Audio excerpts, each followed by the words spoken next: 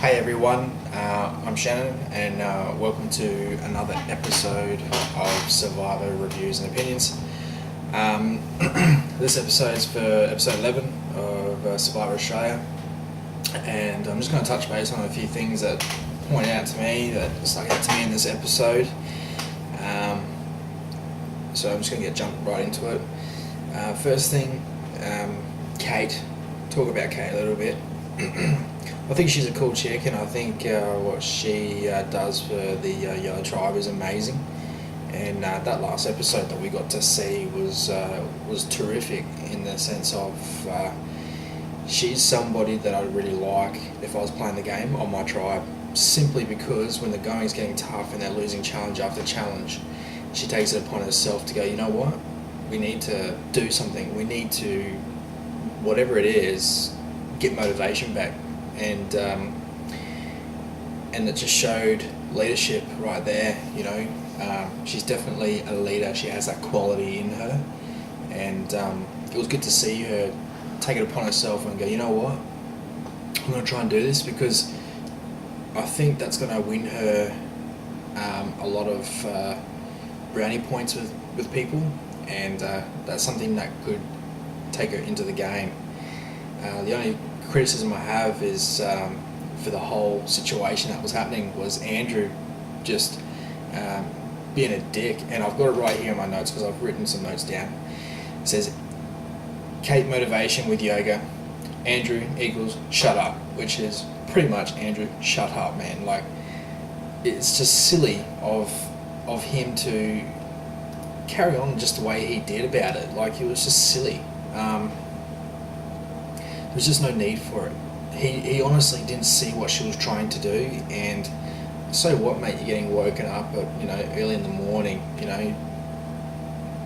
This is Survivor, mate. You look where you're sleeping. You're gonna get a terrible sleep anyways. You know what I mean? Like, to me, it was just a really downer, and you don't want people like that in your tribe. You don't want people affecting everybody.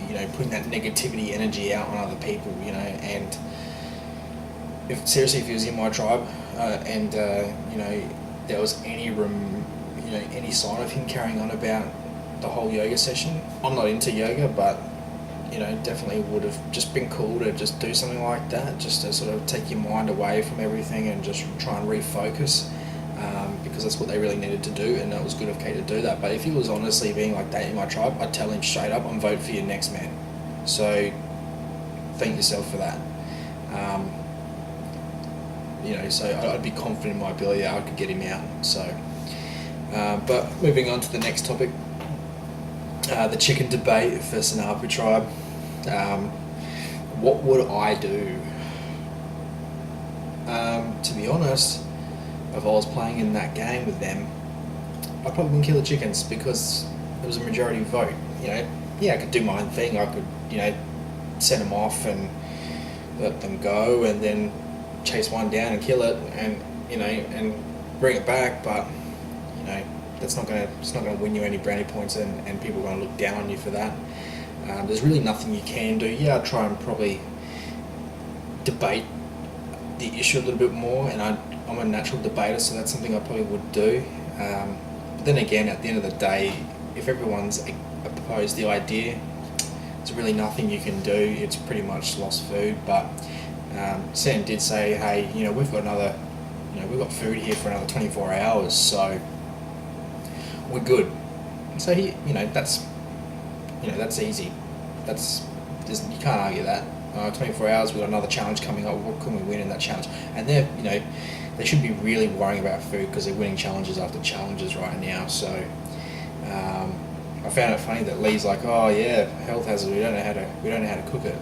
It's chicken, man. Start a fire and make a grill, like some sort of tray or something where you can heat it on and cook it. Jeez, put it on a stick and stick the chicken on the stick and hold it in a fire like you would a marshmallow, man. Like, it's not hard.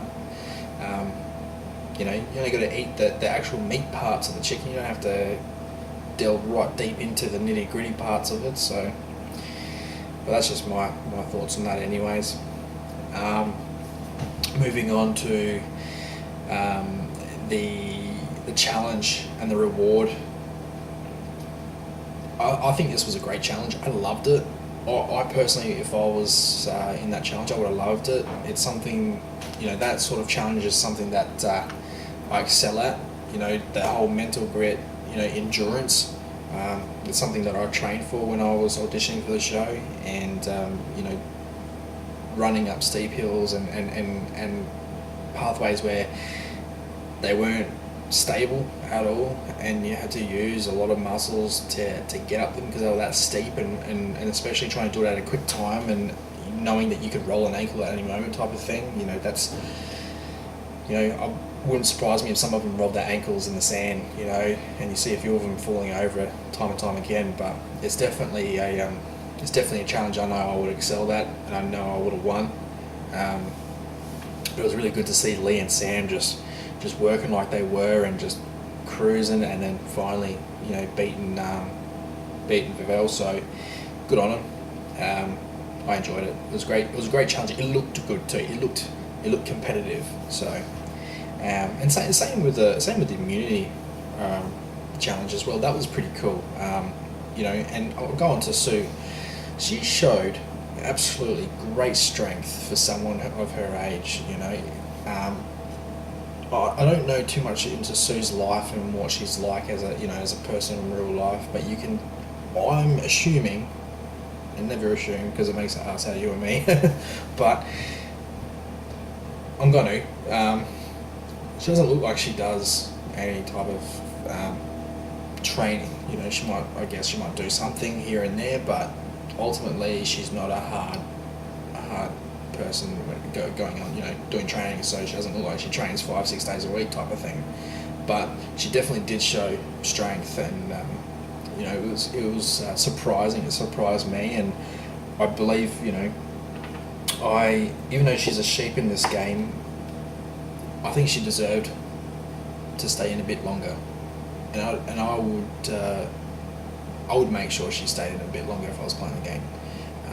Don't know how much longer, but again, depends on the situation at hand. But I think she earned her place in that tribe, definitely over Andrew.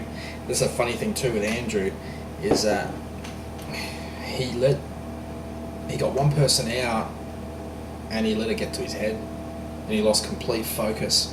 As much as he thought he was playing the game, he lost complete focus on what he was doing and what he was meant to be doing at that time. And you see him in the challenge too, like walking back. All he's doing is picking up coconuts and walking back and forth in front of him. Not hard at all. Like it. I was sitting back going, "What is he doing? What is he doing?" I'd be looking as his tribe. I'd be like, "Wait, pick up your feet, keep running, don't slow down." And again, me being me, and obviously, telling how it is, I'd be saying, "Andrew, you pick up your feet, or guess what, I'm voting for you." Especially because I know everyone wants to vote for him, so it'd be pretty funny. But